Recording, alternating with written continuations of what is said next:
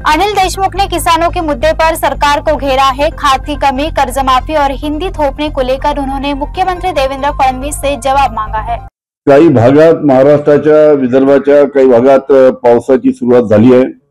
खरीप हंगामाच्या काही भागात पेरण्याची सुरुवात झाली आहे, पण ही होत असताना मोठ्या प्रमाणात महाराष्ट्रामध्ये रासायनिक खताचा तुटवडा मोठ्या प्रमाणात भासतोय।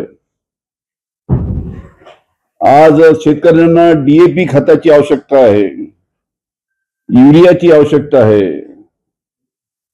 मिश्र खतं जे आहेत 15-15-15, 16-16-16, 10-26-26, 14-35-14 असे जे मिश्र खत आहेत त्याची सुद्धा मोठ्या प्रमाणात आवश्यकता आहे।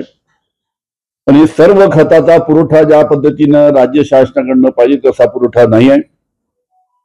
डीएपी आतापर्यंत मागणीच्या फक्त 20 ते 30% डीएपी फक्त विदर्भाच्या बाबतीत विचार केला तर विदर्भामध्ये आलेला आहे। मोठ्या प्रमाणात डीएपीची मागणी फक्त 20 ते 30% पुरवठा डीएपीचा आहे। युरियाचा 30 ते 35% पुरवठा आहे। मिश्र खत मी जे सांगितले 3-4 जे अतिशय मागणी आहे त्याचा सुद्धा कमी पुरवठा आहे। त्याच्यामुळे रासायनिक खताचा राज्य शासनाकडनं पुरवठा कमी असल्यामुळे शेतकऱ्यांची फार मोठी अडचण होत आहे। त्याच्यामुळे हा पुरवठा लवकरात लवकर राज्य शासनाने वाढवला पाहिजे, नाहीतर त्याचं मग शेवटी वाढीव दरामध्ये ब्लॅक मार्केटिंग सुद्धा याची पुढील काळामध्ये होण्याची शक्यता आहे। युरिया जो आहे, युरिया आपल्याला माहित आहे की मोठ्या प्रमाणात ज्या भागात धानाची शेती होते, आमच्या विदर्भात पाहिलं तर गडचिरोली, गोंदिया, भंडारा, चंद्रपूर, नागपूर जिल्ह्याचा काही भाग, या भागात धानाच्या पिकासाठी युरियाची आवश्यकता पडते। त्याचा सुद्धा मोठ्या प्रमाणात शॉर्टेज आहे। त्याच्यामुळे हा तुटवडा लवकरात लवकर राज्य शासनाने रासायनिक खताचा दूर केला पाहिजे।